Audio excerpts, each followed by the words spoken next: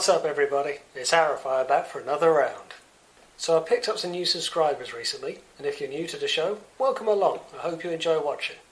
So it's fair to say there's been a few leaks or reveals of the upcoming Kingdom toy line, and we'll cover all of that another day, don't you worry. So in line with Kingdom, I wanted to arguably go over the most popular TV series in the Transformers franchise.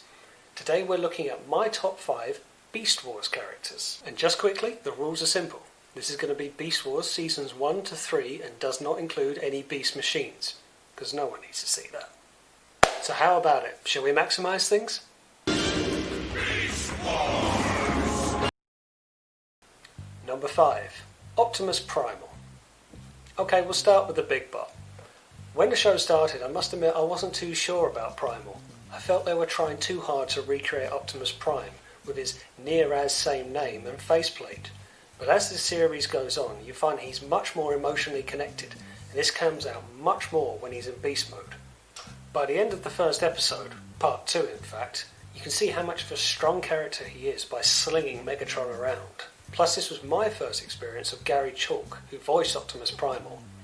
His fatherly but lighter tones became synonymous with the character, to the point that I was sad that they didn't bring him back when Optimus Primal was brought into the Power of the Primes TV show. His unique weapon storage, a jetpack, and the fact that he gets 3 facelifts in 3 seasons make him a prime candidate to talk about. Number 4. Megatron. I know, how can we not, right? Going back to my previous point about rehashing characters, the fact that they just straight up ripped off Generation 1 Megatron's name, I felt was just lazy. But as the show rolls on, Megatron becomes much more of his own entity.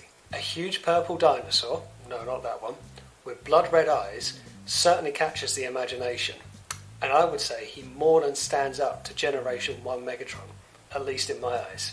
Whereas Generation 1 Megatron was maniacal and evil, this Megatron is much more strategic, as seen in the 3-part episode The Agenda.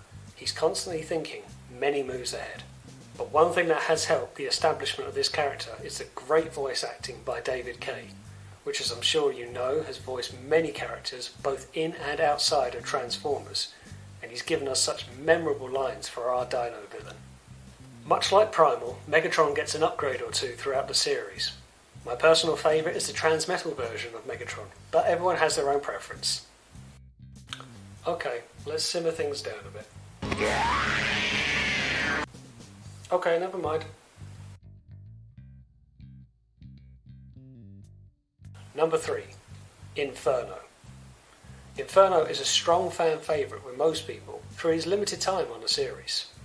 I, like most people, heard the name Inferno and thought, oh, the Autobot fire truck is going to join the show. Well, one of those words is correct. Enter the crazed fire ant, who became so damaged he thought he was an actual ant defending his queen. Whilst he spends much of the show as a comic relief, he's not to be messed with on the battlefield.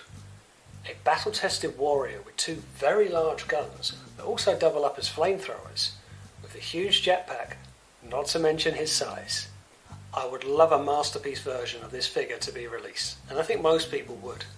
I also think he deserves to be reintroduced in the franchise, be it through comics, toy line or a TV show. Number 2. Terrorsaur. Now, all the way back on my first video, which feels like a long time ago now, I gave Terrorsaur quite a bit of praise for being one of the most underrated Transformers characters, in my opinion. By all means go back and check that video, but I bet you it hasn't aged well. Aged like milk, not wine. Terrorsaur had a memorable first series before being unceremoniously killed off. He was clearly brought in to be the Starscream-esque character of the series, with an overreaching persona and his many attempts to overthrow leadership of the Predacons. In his showcase episode, Power Surge, it shows that when he has all the tools to do the job, he's not all beak and no bite. It's a shame throughout his appearances he had that screeching noise when he transformed. Other than that, I'm a big fan. Like Inferno, I'd love to see a masterpiece version of this toy, or really any version of Terrorsaur at this point, but I do not envy the engineering of the toy designers to try to go from this into this, at least without back kibble. Number 1. Dinobot. Yes, we all knew, didn't we? The dinosaur, the warrior, the Shakespearean delivery. This is how you create a brand new character, and then some. Famously, the show's creators didn't realise how popular the Dinobot character was going to be when it was received by fans. He was a main character, but when you read the toy's biography or in-game dialogue, compared to his on-screen presence, you can see the screen really brings out the character more, and this is what connected with the fans. The thing that's forgotten about Dinobot is his size, especially when compared to Optimus. His masterpiece toy, however, doesn't forget this. He towers over him with these huge shoulders, much like this on-screen representation. Dinobot gave the Maximals much needed help in the Beast Wars, his warrior skills and strategy often keeping them in the fight. Still, we can't talk about Dinobot without talking about his famous final episode. That's right people, we're going there, brace yourselves. Code of Hero was an emotional episode from start to finish, showing a warrior with conflicting emotions right from the start, struggling to find a place with his new comrades during war, being a defector and going against his previous beliefs. When he stumbles across the Predacons attempting to destroy the very formation of humanity on prehistoric Earth, he single-handedly intervenes and fights off the Predacons, saving the early human ancestors. Severely battle damaged, too far by this point, Dinobot uses the last of his energy to destroy the Golden Disc, which has caused so much of this trouble in the first place. The rest of the Maximals arrive, forcing the Predacons to retreat. They give themselves their final moments with Dinobot, who gives a heartfelt speech laying fallen on the battlefield. A warrior who saves the innocent for many millennia to come. Certainly a hero's death. Not a dry eye in the house, is there? And there you have it. That's my top 5 Beast Wars characters.